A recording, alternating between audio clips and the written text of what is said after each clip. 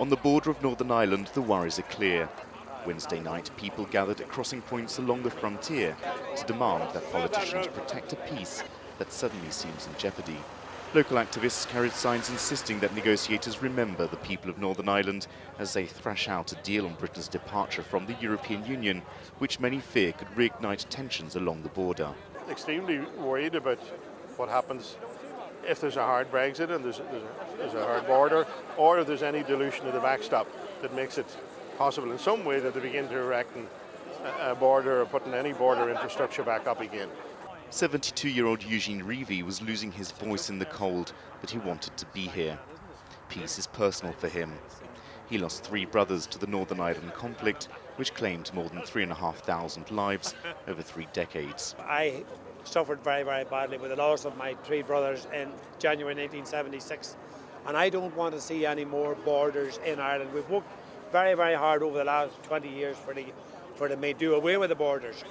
Reevy's brothers were killed when loyalists launched an unprovoked attack on their home in County Armagh. Violence racked the area for decades, with scores of victims on both sides of the sectarian divide. Sometimes I come up here and I just sit here and just talk away and have a bit of a chat, you know. Will I be afraid of the violence starting again? Because the border has been going for years and centuries, and there's always been trouble on that border. And if you put a British presence on it, there is certainly going to be shootings. During the Troubles, the rolling green hills of Armagh felt more like a prison. It was one of the most militarised areas in Western Europe, with watchtowers, foot patrols and cars stopped and searched on the way to school or church.